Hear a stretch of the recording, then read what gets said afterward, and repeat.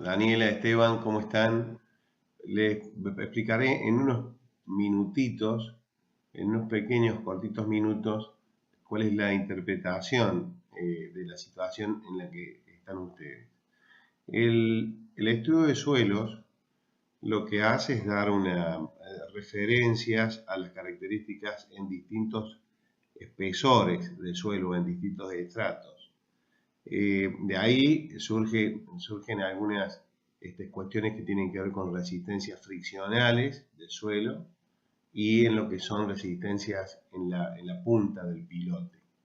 Si nosotros hacemos, por ejemplo, un análisis de un pilote de 40 centímetros de diámetro, como estoy poniendo aquí, la campana, que es lo que se ensancha en la punta del pilote, equivalente para un pilote de 40, podría estar en el orden de los 64 centímetros. Obviamente que estos son valores teóricos, ¿no? Después, en el desmoronamiento y en lo que realmente sucede en el terreno, allá en la profundidad, es algo que seguramente son valores que son un poquito más grandes que estos. Pero igualmente el análisis es de esta manera. Cuando uno tiene una recomendación del geólogo que ha hecho este estudio, donde está manifestando que para cargas livianas o para cargas uniformemente distribuidas podríamos trabajar por ejemplo, con plateas o zapatas corridas, eso significaría que tendríamos que asegurarnos que en ningún momento, en ningún lado de la fundación, tengamos tensiones por encima de los 0,2 kilos por centímetro cuadrado, es decir, 200 gramos por centímetro cuadrado.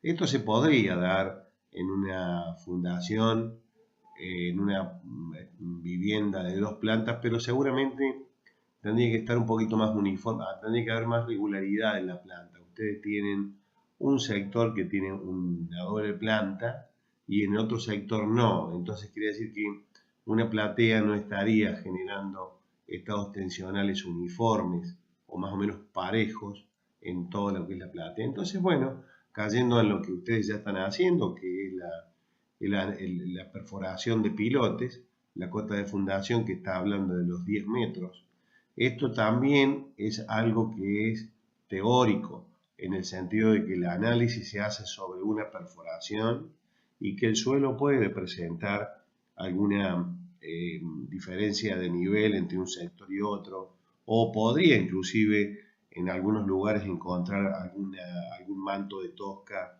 mucho más arriba de los 10 metros, situación que no sería recomendable tenerla en cuenta, dado que una tosca puede ser un espesor pequeño de un material duro que cuando el pilote llega a ese lugar y luego se lo carga, la tosca puede ser perforada por el pilote. Por eso de que hay que por lo menos asegurarnos que estamos en presencia del orden de los 10 metros. Si encuentran algo que está a los 4 o 5 metros, no, directamente perfórenlo y vayan al nivel más abajo.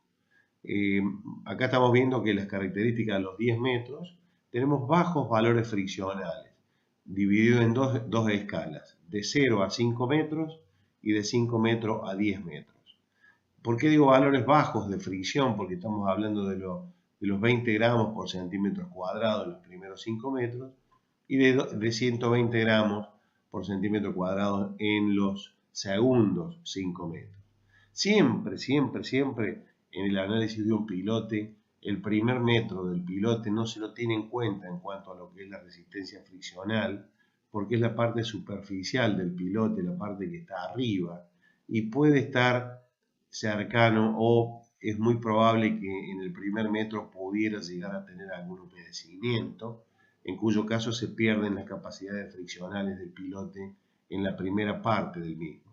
Entonces, aquí, cuando yo hago el análisis de lo que puede resistir un pilote de 40 centímetros de diámetro, veo que parto desde los 100 centímetros, es decir, de la tierra natural, el primer metro no lo tengo en cuenta. Entonces voy en la primera escala de 100 a 5 metros. Yo sé que a esa altura de 100 a 5 metros tengo 4 metros de pilote.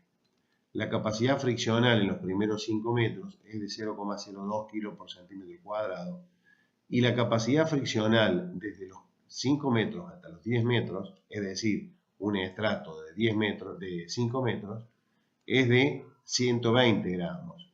Pero resulta ser que a los 10 metros yo ya tengo una capacidad de punta de 5 kilos por centímetros cuadrados.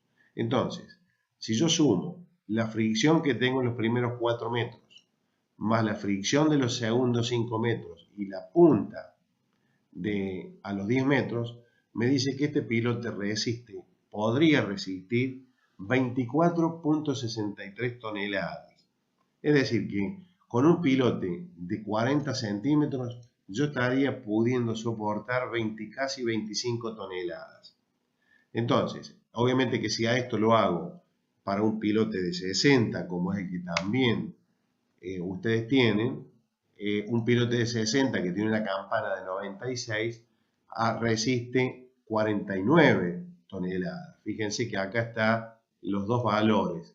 Para 40 centímetros resistiría casi 25 toneladas y para 60 centímetros casi 50 toneladas, casi el doble de resistencia, prácticamente el doble entre el de 40 y el de 60. Si bien se ha aumentado solamente 20 centímetros el diámetro, pero la campana aumentó mucho y no nos olvidemos que los centímetros cuadrados de superficie de la campana se multiplican por 5 y de ahí viene que la capacidad de punta de un pilote de 60 es de 36 toneladas más 11 y 1 más 12, casi 13 de punta, de fricción, nos hace los 49. Pero no nos pasamos del de 40.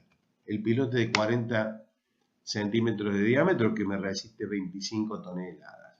Estos casi 25 toneladas, si yo los divido, la campana tiene 64 centímetros, entonces los 24 toneladas dividido una superficie de diámetro de 64 centímetros me genera una resistencia equivalente de 7,6 kilos por centímetro cuadrado. ¿Qué significa esto? Que en el modelo matemático que yo planteo para poder calcular la capacidad que va tomando cada uno de los pilotes del proyecto de ustedes, lo voy a modelar con unas pequeñas lositas de 64 centímetros de diámetro, cuya tensión admisible va a ser de 7,66. ¿Qué significa esto?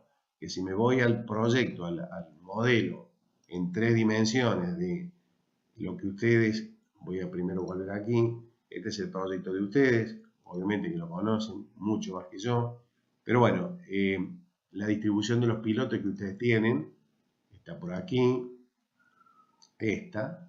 Bueno, el criterio es un criterio de considerar en cada columna la presencia de un pilote. Acá no tenemos pilotes, sin embargo tenemos una columnita de encadenado. El principio fundamental de la composición estructural de la casa es de mampostería portante. ¿Por qué? Tenemos bastantes muros en una dirección y bueno, en este sector tenemos poco muro.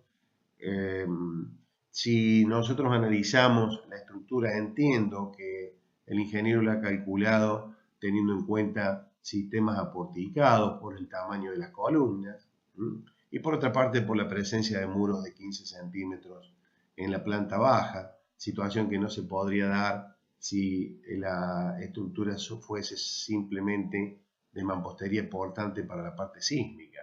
Entonces, entiendo que por el tamaño de las columnas, el ingeniero ha considerado que estructuralmente y las fuerzas sísmicas van a ser tomadas por estas columnas más que por los muros.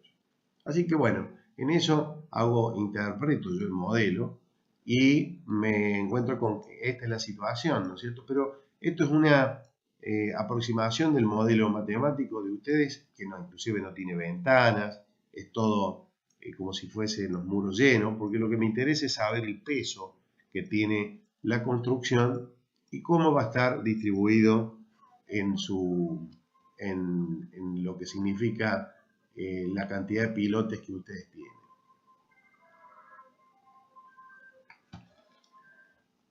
Gabriel, te llamo en un minuto, por favor. Gracias.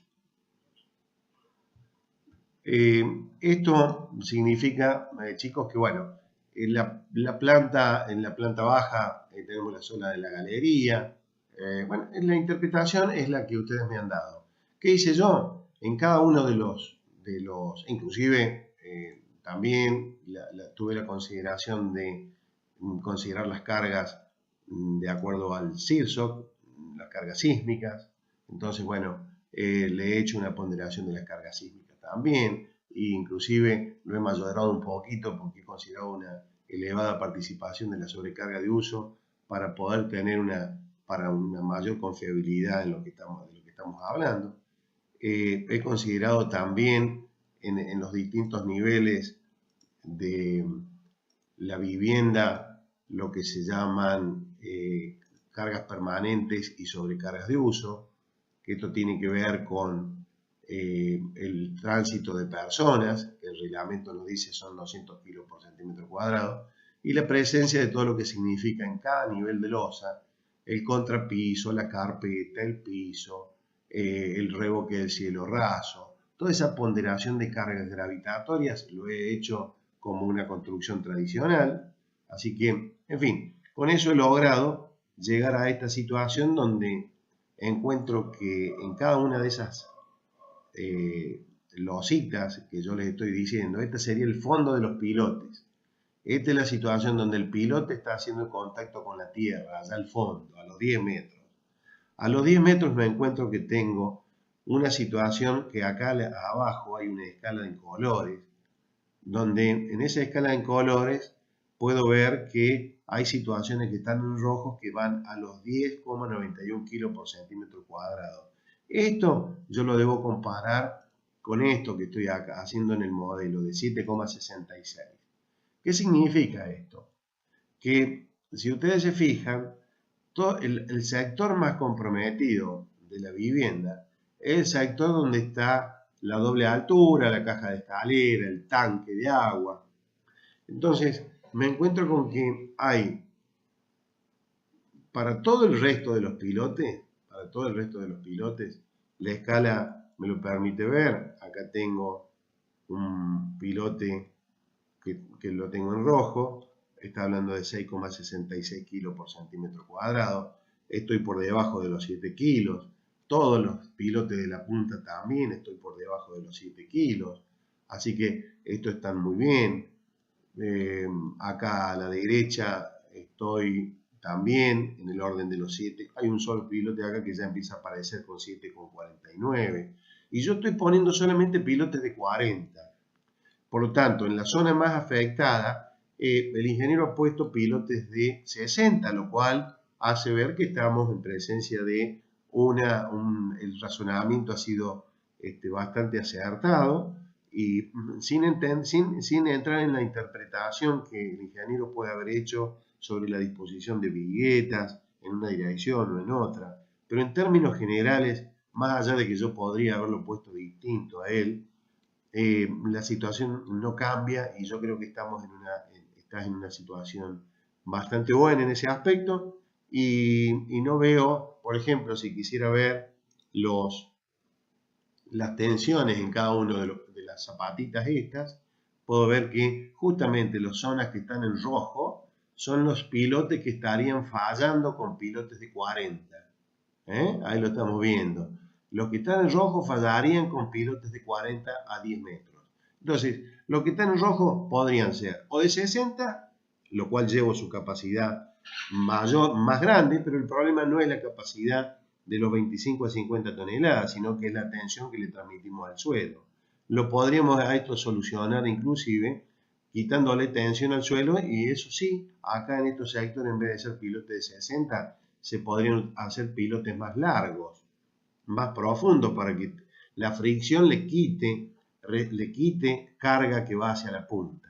Pero es una cuestión de interpretación. Yo creo que acá está bien. Si han puesto pilotes de 60 es razonable. Y fíjense que en cualquier lugar yo toco y veo que tengo tensiones que son menores a 7 kilos. Entonces cualquier pilote de estos está totalmente bien considerado a la profundidad de los 10 metros. Por lo tanto, irse a profundidades mayores, salvo que cuando van sacando el terreno, la tierra, el profesional, el arquitecto, el que esté en el lugar, reconozca que está todavía en un sector muy blando, porque para eso justamente la inspección y el control del profesional, para que esté atento al material que va saliendo de la perforación, porque no hay manera que en 40 centímetros tengamos otra manera de controlar. Entonces la máquina, el funcionamiento de la máquina también hace darnos cuenta de qué es lo que está sacando. Cuando lo sacas y salen unos nódulos, así como de una tosca, que no se rompe mucho el suelo, sino que queda armado, significa que el trápano, que es el que hace la perforación, lo desgrana, lo rompe en pedazos, y eso te da la presencia de suelo que está cementado. Ahora, si sale todo polvillo, es porque evidentemente no has llegado al lugar que tiene que tener el cementado del suelo como lo marca el estudio de suelo. Así que bueno, eso más o menos. Lo podemos charlar a esto un poquito mejor en lo que tiene que ver a través de una llamada telefónica o lo que haga falta.